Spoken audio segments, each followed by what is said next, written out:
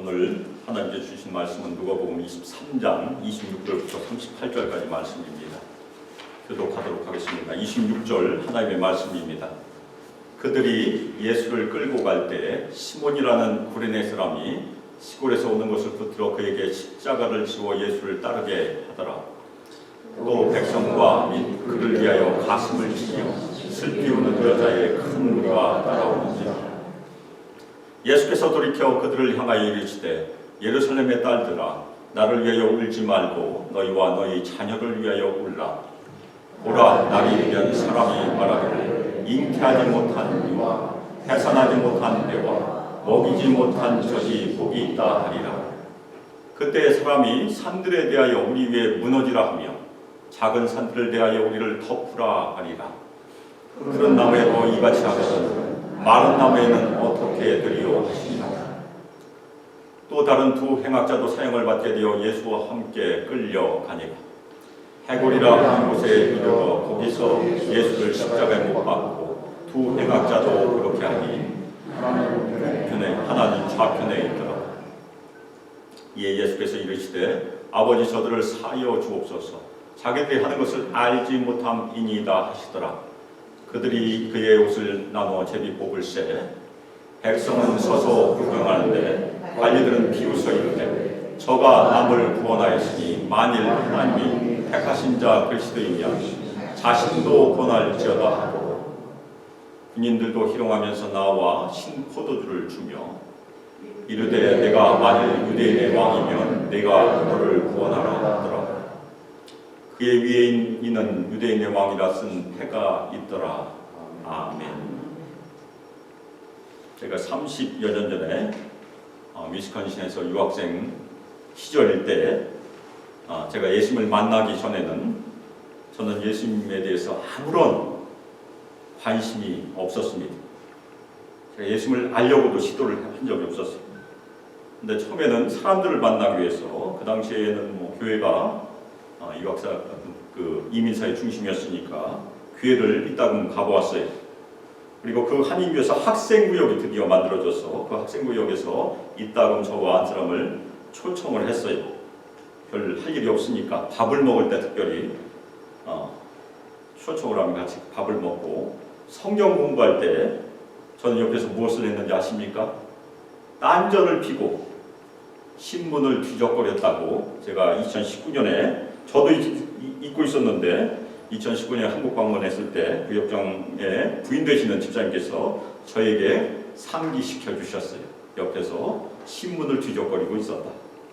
그 당시에 제 모습이었습니다. 그리고 그 구역장 계신 선배가 워낙 낚시를 좋아했어요.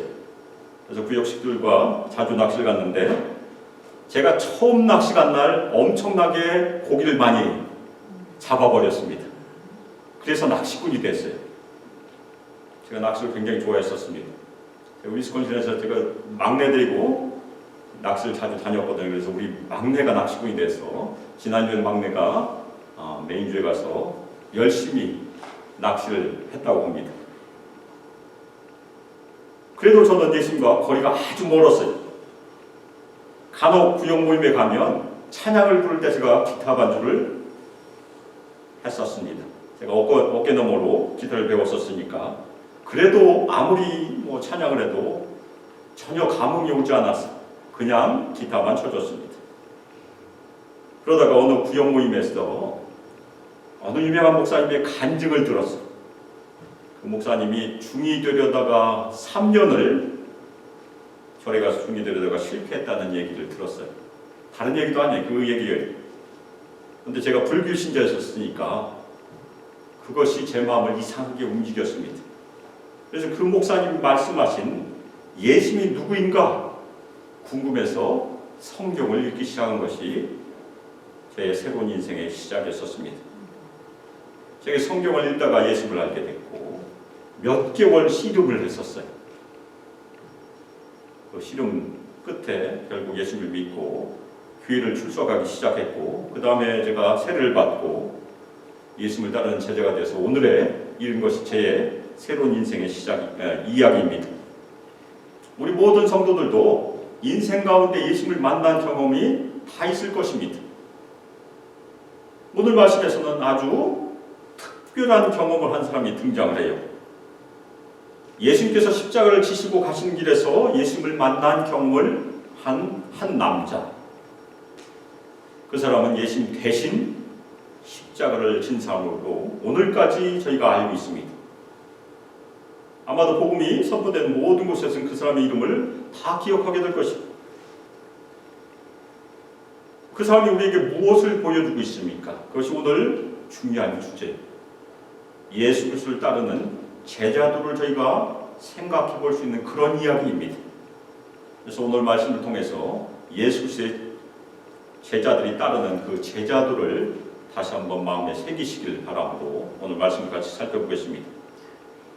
지난주 말씀에서 저희가 살펴본 것이 무엇입니까? 빌라도, 오늘 우리 소병님 입장께서 기도하실 때 나왔던 것처럼 빌라도는 군중들의 압력에 못 이겼어요. 결국에는. 그래서 굴복했죠. 그래서 군중들이 무서운 것입니다. 그래서 빌라도는 예수님을 대제사장들과 관리들과 군중들의 뜻, 그 십자가형에 내주었어요. 그래서 오늘 말씀은 그 군병들이 예수님을 십자가에 못 박기 위해서 끌고 가는 이야기가 시작이 됩니다. 빌라도 관정에서 시작해서 골고다 언덕까지의 길입니다. 이 길을 전통적으로 뭐라고 부릅니까? 성지순례 갔다 오신 비아 돌로로사라고 부른다고 합니다. 저는 성지순례를 가보지 않았기 때문에 제가 그냥 그래서 찾았습니다. 이 길을 저희 말로 하면 슬픔의 길이라고 저희가 번역할 수 있습니다. 이 길은 그렇게 길지 않아요. 빌라도의 관정 프레토리움에서 골고다 언덕까지의 길은 약 600m에서 700m 정도라고 합니다. 우리가 걸음으로 걸으면 20분에서 30분 정도 걸리는 길이에요. 근데 전통적으로 성지순례 가면 이것이 있다고 합니다. 비아 돌로로사에는 예수께서 걸어가신 길 중에 당했던 14개의 사건들이 표시가 되어 있대. 십자가의 길에 14개의 장소. 물론 성경은 비아 돌로로사를 구체적으로 언급하지 않아요. 그것은 후대에 어떻게 보면 만들어진 것이라고 저희가 생각할 수 있어요. 성경에서 우리가 분명히 알 수 있는 것은 예수님께서 빌라도 관정에서 군병들에 이끌려서 십자가를 지고 끌려가시기 시작했다는 것을 우리가 알고 있습니다. 그리고 그 길은 참으로 고통스러운 길이었다. 그것도 우리가 알고 있습니다. 문헌에 기록된 것을 보면 십자가형에서 보통 사형수는 가롯대를 지고 십자가의 처형 장소로 갔다고 합니다. 그곳에는 이미 수직기둥은 세워져 있어요. 그래서 어떤 영화에 보면 예수님을 어떻게 십자가에 못 박습니까? 가롯대에다가 못을 박고 끈으로 들어서 올리잖아요. 그런 다음에 발목에 못을 치죠. 아마도 그 영화를 보신 분들이 있을 것입니다. 예수님께서 처음에 그 가롯대를 치고 군병들에 이끌려 가고 계셨습니다. 그런데 군병들은 시골에서 오는 한 사람을 붙잡았어요. 그 사람이 구레네 사람 시몬이었습니다. 그리고 그에게 십자가를 지고서 예수님을 따르게 하였다고 누가가 기록하고 있습니다. 군병들이 구레네 시몬에게 가롯대를 예수님 대신 지도록 한 것이, 이 구레네는 북아프리카에 있는 도시, 현대 리비아에 해당하는, 그 당시에 리비아, 현대 리비아의 수도로 저희가 이해할 수 있습니다. 이 구레네 시몬은 예수님께서 예루살렘에서 시작해서 골고다 언덕까지 끌려가실 때 거기서 예수님을 만난 사람이에요. 그런데 구레네 시몬이 예수님을 만나려고 거기에 등장한 것이 절대 아닙니다. 아마도 구레네 시몬은 유월절이 큰 명절이니까 유월절을 기념하기 위해서 구레네에서 왔을 것입니다. 그리고 예루살렘이 아니고 시골에서 거하다가 유월절 때 들어온 것이에요. 그런데 예수님께서 십자가를 메고 군병들에 이끌려 가시는 장면을 보고 궁금해서 가까이 갔다가 잡힌 사람입니다. 거기에 사람들이 많았을 것이에요. 그런데 하필이면 구레네 시몬이 잡힌 것입니다. 마가복음 15장 21절에 여기 군병들은 억지로 구레네 시몬에게 십자가를 지게 했다고 성경은 기록하고 있습니다. 마가복음 15장 21절 마침 알렉산더와 루포의 아버지인 구레네 사람 시몬이 시골로부터 와서 지나가는데 그들이 그를 억지로 같이 가게 하여 예수의 십자가를 지우고. 그러면 군병들은 왜 예수님의 십자가를 억지로 구레네 시몬이 지도록 했을까요?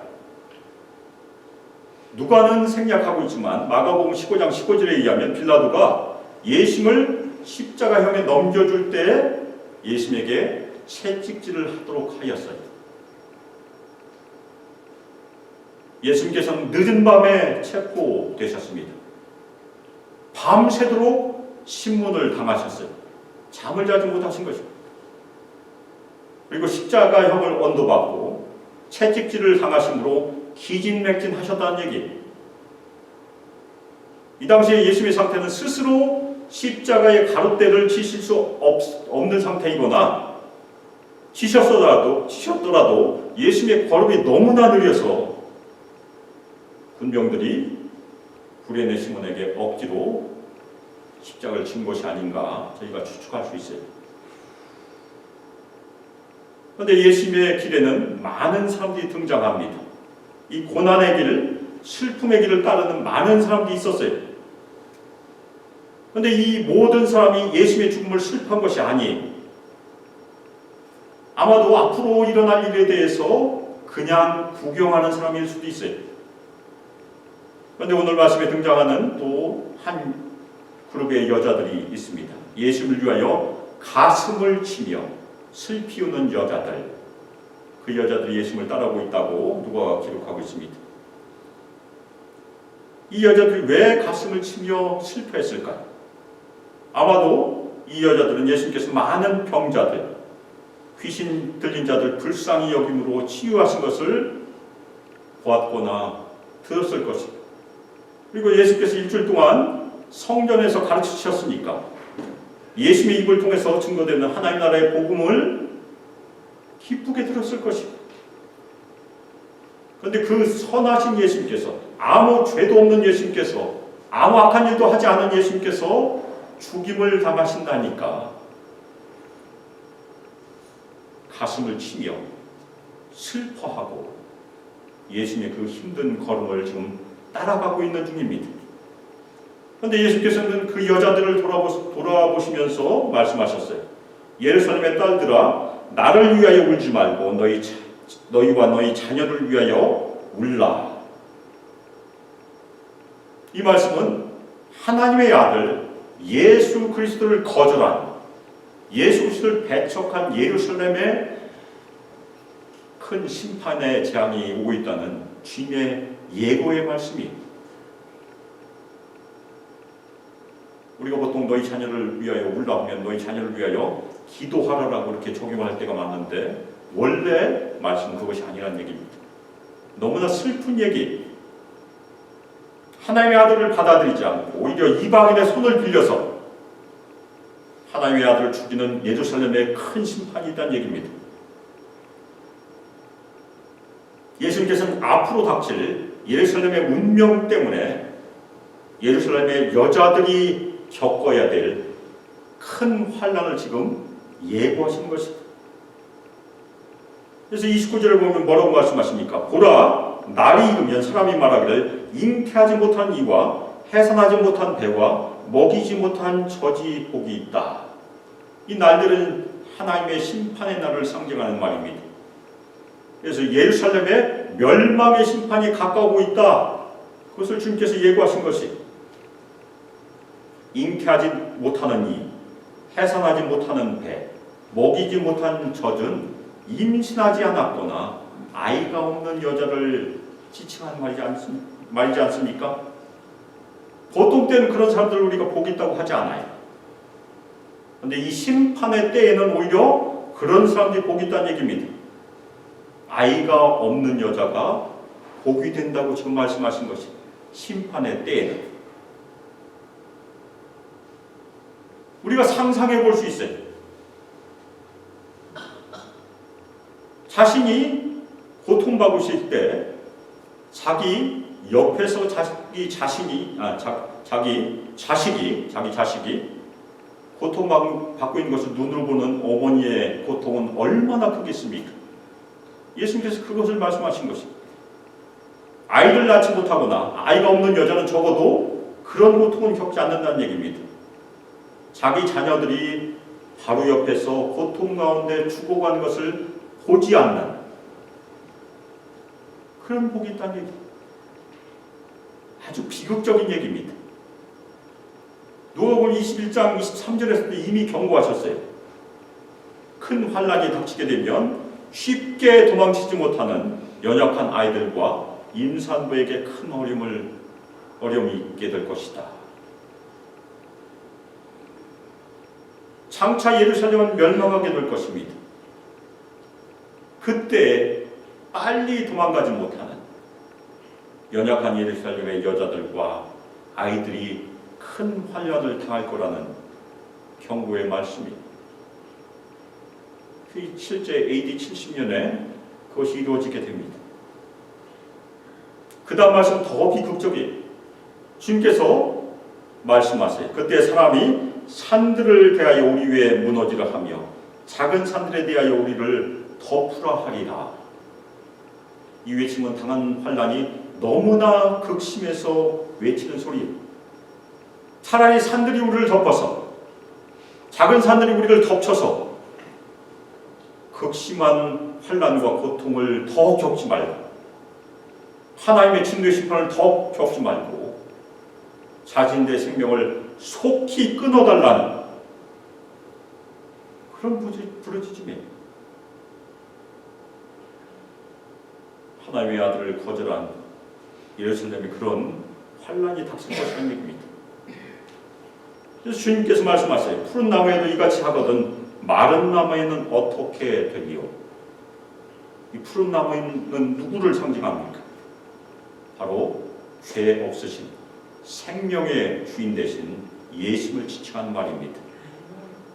마른 나무는 이미 생명이 끊어졌다는 얘기. 하나님의 아들 예수 그리스도를 거절한 예루살렘의 마른 나무. 하나님께서는 죄 없으신 하나님의 아들 예수님도 아끼지 아니하시는데 마른 장작처럼 잘 타버릴 죄 많은 예루살렘은 당연히 심판을 엄청나게 받을 것이라는 경고의 말씀입니다. 범죄자들인 두 사람도 예수님과 함께 사형을 받고 끌려갔어요. 그래서 해골이라는 곳에 이르러 군병들이 예수님을 십자가에 못 박았습니다. 해골이라고 누가는 기록하고 있는데 아람어로 저희가 골고다라고 부르고 있습니다. 그런데 당시 로마인들은 십자가형을 하는 장소를 도시로 들어간 주요 길 옆에서 했다고 합니다. 경고의 의미로 가장 굴욕적이고 고통스러운 죽음을 통해서 많은 사람들의 마음에 두려움을 주기 위해서 그렇게 했다고 했다. 그래서 그것을 보는 사람들이 그러한 형벌을 초래할 행동을 더 이상 하지 않도록 단념시키기 위해서 큰 대로변에서 십자가형을 했다고 합니다. 거기서 군병들은 예수님을 가운데 그리고 좌우편에 두 행약자를 십자가에 못 박았습니다. 이것은 이사야 53장 9절 말씀 중에서 그의 무덤이 악인들과 함께 있었으며라는 말씀을 이루는 그런 말씀입니다. 누가는 군병들이 예수님을 십자가에 못 박는 장면을 간략하게 기술했어요. 다른 복음서도 마찬가지입니다. 그리고 십자가형에 관련된 아주 섬뜩하고 야만적인 그런 얘기는 기술하지 않았습니다. 그런데 34절을 보면 예수님께서는 그 극심한 고통 가운데서도 기도하셨어요. 그리고 가상칠언 십자가상에서 7가지 말씀하셨다고 하는데 우리가 보통 이것이 첫 번째 말씀이라고 이해를 합니다. 아버지 저들을 사하여 주옵소서. 자기들이 하는 것을 알지 못함이니이다. 아멘. 여기서 저들은 자연스럽게 우리가 예심을 처형하는 데 참여한 군병들이라고 이해할 수 있습니다. 그러나 이 용서에 대한 기도는 군병들에게만 국한된 것이 아니고 예심을 받게 한 모든 사람들에게 적용이 된다고 우리가 이해할 필요가 있어요. 그 이유는 누가복음의 전체적인 주제가 예수 그리스도의 이름을 통한 죄사함이기 때문에 그렇습니다. 우리가 그것을 늘 명심해야 돼요. 죄는 보편적이에요. 지금도 마찬가지. 회 안에도 죄가 있어요.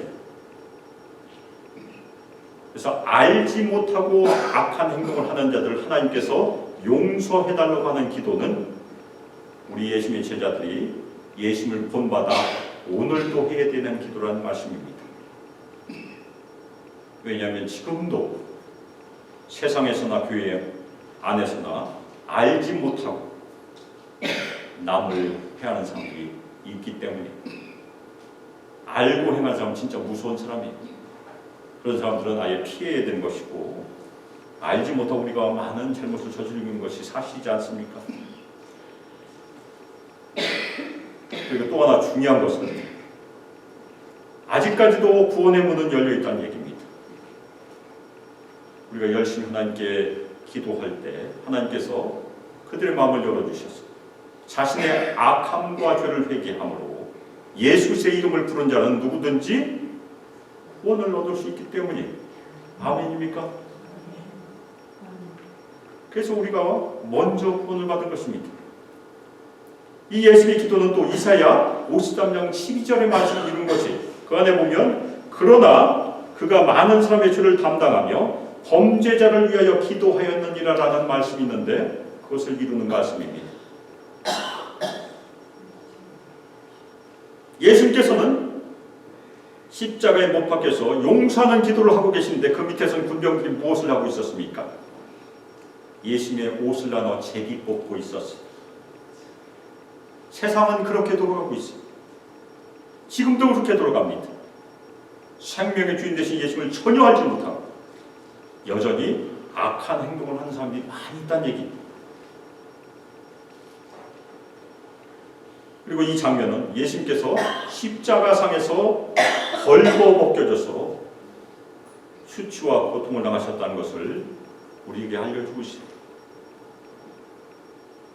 그리고 예수님께서 십자가상에서 용서하신 기도를 하셨는데 그럼에도 불구하고 백성들은 서서 구경을 했어요.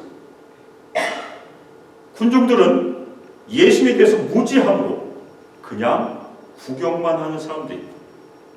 지금도 그냥 구경만 하는 사람들이 많이 있어요.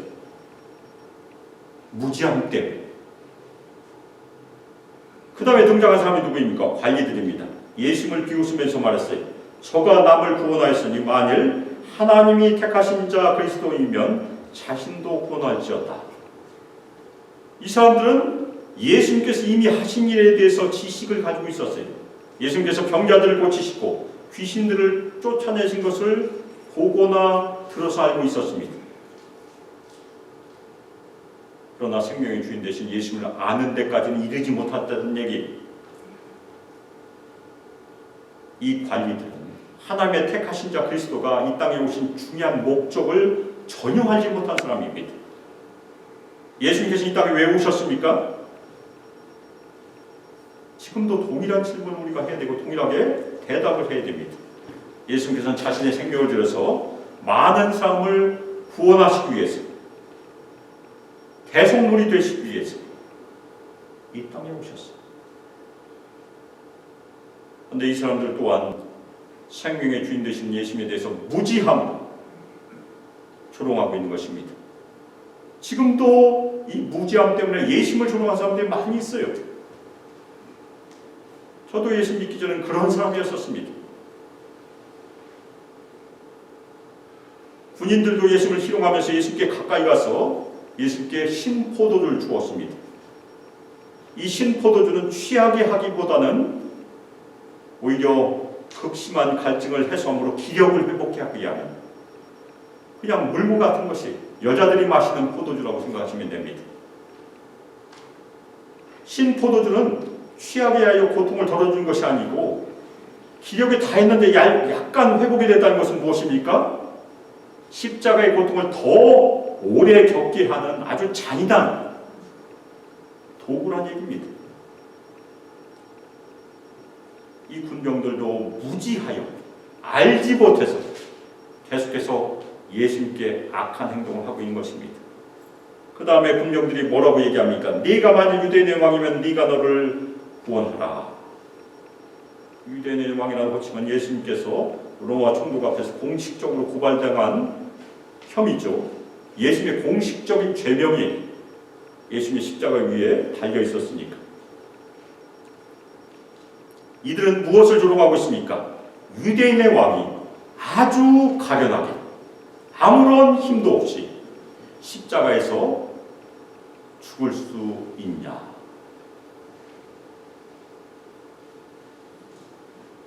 그것을 조롱하고 있는 것입니다. 만일 예수께서 진정한 왕이라면 그렇게 불명할스럽게 고통을 당할 수 없다는 얘기입니다. 당연히 십자가에서 내려와야 된다는 얘기입니다. 그렇게 군병들이 생각하고 조롱하는 것입니다.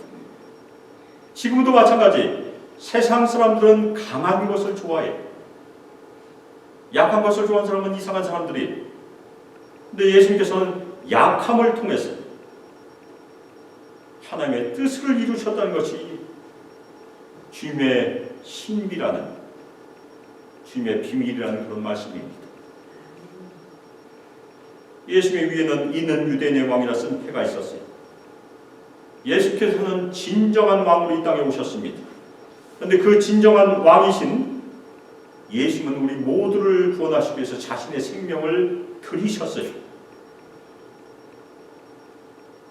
생명의 주인 되신 예수님을 만나고 예수님을 믿고 회개함으로 예수님께 자신의 생명을 드리는 모든 사람은 죄사함을 받는다는 것이 누가복음의 메시지.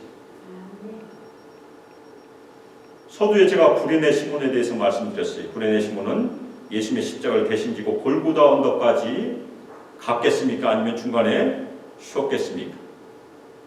당연히 골고다 언덕까지 갔을 것이에요. 십자가에 못 박는 그 장소까지. 아마도 구레네 시몬은 예수님께서 십자가에서 달려들어 하신 과정을 다 지켜보았을 것입니다. 구레네 시몬은 억지로 십자가를 지게 되었지만 예수님의 고난과 예수님의 십자가의 죽으심에 증인이 된 것이에요. 자발적이지 않았지만. 그러면 그 이후에 구레네 시몬은 예수를 만나고 예수를 따르는 제자가 되었을까요? 앞에서 이미 살펴본 마가복음 19장 21절은 구레네 시몬을 뭐라고 소개합니까? 알렉산더와 루포의 아버지. 이 말은 무슨 뜻입니까? 마가가 구레네 시몬의 두 아들 잘 안다는 얘기예요. 아마 자기 친구였을 가능성이 있습니다. 그래서 레이몬드 브라운이라는 아주 세심한 학자가 그의 메시아의 죽음이라는 그 책에서 마가가 나중에 구레네 시몬을 알지 않았다면 시몬의 아들들의 이름을 기록하지 않았을 것이고, 시몬이 그리스도를 따르는 자가 되지 않았다면 왜 마가는 시몬을 알게 되었을까라는 질문으로 시몬이 예수님을 따르는 자가 되었다는 견해를 표명하고 있습니다. 다시 말씀드리면 시몬과 그의 두 아들 알렉산더 루포는 예수님을 따르는 자가 되었기 때문에 마가는 알렉산더와 루포의 이름을 기록하고 있단 말이에요. 구레네 시몬은 처음에는 알지 못하고 예수님의 십자가를 졌어요. 그리고 예수님을 따라 십자가 최영정으로 끌려갔어요. 어떻게 보면 억지로. 시몬은 비록 자발적이지는 않았어요. 그런데 자기를 부인했어요. 자기를 부인하지 않을 수 없었잖아요. 군병들이 시켰으니까. 제자들의 첫 번째가 자기를 부인한 것이 아닙니까? 구레네 시몬도 자기를 부인했어요. 다음으로 예수님이 십자가를 졌잖아요. 예수님의 십자가를 자기 십자가로 졌습니다. 아멘입니까? 그 다음에 구레네 시몬은 예수님을 따랐어요. 구레네 시몬은 하나의 모델이라는 얘기입니다. 자발적이진 않았지만 자기를 부인했고 예수님의 십자가를 자기 십자가로 지고 예수님을 따르는 제자의 모습을 우리에게 보여주고 있다는 얘기입니다. 그 다음에 예수님께서 부활하신 이후에 구레네 시몬은 생명의 주인 되신 예수님을 만났을 것이에요. 그리고 예수님을 알고 믿음으로 진짜 제자가 되었을 것입니다. 진짜 제자의 표징은 무엇입니까? 날마다 자기를 부인하고 자기의 십자가를 지고 예수님을 따른 자가 진짜 제자입니다. 아멘입니까? 오늘 말씀에서 구레네 시몬이 우리에게 그것을 보여주고 있습니다. 우리가 스스로 질문해 봐야 됩니다. 우리는 예수님을 알고 따르고 있습니까? 아니면 알지 못하고 따르고 있습니까? 옆에서 따르고 있으니까 우리도 그냥 따른다. 친구가 강남 가니까 나도 강남 가고, 강북 가니까 강북 가고. 그런데 예수를 믿는 데는 그것이 적용되지 않아요. 그냥 따르는 것은 제자가 아니라는 얘기입니다. 우리가 예수를 안다고 고백한다는 것이 무엇을 의미합니까? 오늘 구레네 시몬이 우리에게 보여준 것처럼 날마다 자신을 부인하고 자기 십자가를 지고 예수를 따르는 것이 진정한 제자의 길임을 마음에 새기시기를 주님의 이름으로 축원합니다. 세상에는 예수를 안다고 입술로 고백한 사람은 많이 있어요. 그런데 우리의 삶의 자취가 예수님이 길고 멀다면 아직 우리는 예수를 알지 못하고 있는 것입니다. 만일 그렇다면 우리는 진지하게 회개함을 돌이켜야 된다는 얘기입니다. 사랑의 주님이신 예수님께서는 회개함으로 돌이킨 자들을 기뻐하심으로 영접하실 것이기 때문입니다. 아직도 문은 열려 있습니다. 사랑하는 숨막혀 성도 여러분, 구레네 시몬이 예수님의 십자가를 지고 예수님을 따른 것처럼 우리 모든 성도들 자기를 부인하고 자신의 십자가를 지고 예수님을 매일 따르 끝까지 따른 자가 다 되시기를 주 예수 그리스도의 이름으로 축복하며 기도합니다. 아멘. 이제는 주 예수 그리스도의 은혜와 하나님의 사랑과 성령 하나님의 교통 교제하심과 우리 모든 성도들에게 권능을 부어주시고 충만히 임하시고 우리 모든 성도들 인도하시고 이 땅에서 늘 예수 그리스도를 신실하게 믿음 우리의 생명의 주인 되신 예수님께 엎드려 순종하고 자발적으로 자신의 십자가를 지고 매일 자신을 부인하고 자신의 십자가를 지고 예수님을 끝까지 따르며 주님께 충성을 다하기를 소망하며 결단합니다. 수막의 모든 성도들과 청년들과 유수아이들 위해 영원토록 함께하기를 주 예수 그리스도의 이름으로 축복하며 기도합니다. 아멘.